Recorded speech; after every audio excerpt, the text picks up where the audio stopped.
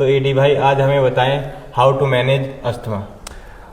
Acute management of asthma के लिए सबसे पहले पेशेंट का जो स्टेटस होगा वो ये होगा कि पेशेंट जो होगा हाइपोक्सिया के अंदर होगा और उसके बाद पेशेंट को विजलिंग होगी।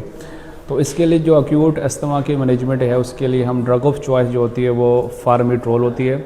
इससे पहले जो हमारे पास ड्रग ऑफ चॉइस थी वो सैल्ब्यूटामोल थी, लेकिन अकॉर्डिंग टू द गिना गाइडलाइंस जो 2023 गाइडलाइंस हैं उसमें अब सैल्ब्यूटामोल को हटा के फार्मिट्रोल को ड्रग ऑफ चॉइस रखा गया है।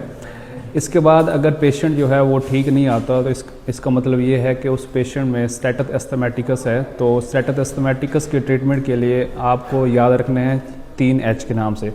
आपने पेशेंट को ह्यूमिडिफाइड ऑक्सीजन देनी है ताकि उसका हाइपोक्सिया ठीक हो जाए। आपने हाइड्रोकोर्टिसोन देना है 100 मिलीग्राम IV स्टैट, और आपने जो फार्मिट्रोल की डोज़ दी थी पहले आपने उस डोज़ को बढ़ा देना है।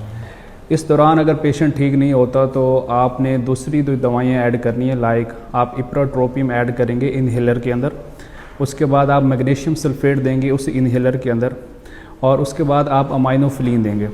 अगर नॉर्मली ये होता है कि कभी कभी पेशेंट ऐसे आता है कि उसकी सांस बहुत फूली हुई होती है, तो उस कंडीशन के अंदर आपने subcutaneous injection of terbutaline and IV salmeterol देना है।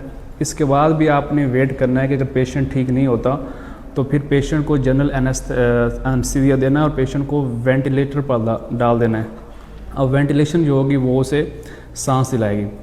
तो उसके बाद अगर इसके साथ साथ जो है वो हमने एंटीबायोटिक्स देनी है ताकि पेशेंट को कोई इन्फेक्शन से बचाया जा सके, और सोडियम बाइकार्बोनेट देना है क्योंकि बॉडी में मेटाबॉलिक एसिडोसिस हो चुकी है तो उसके अंदर हम बाइकार्बोनेट्स देंगे ताकि उसको ठीक किया जा सके।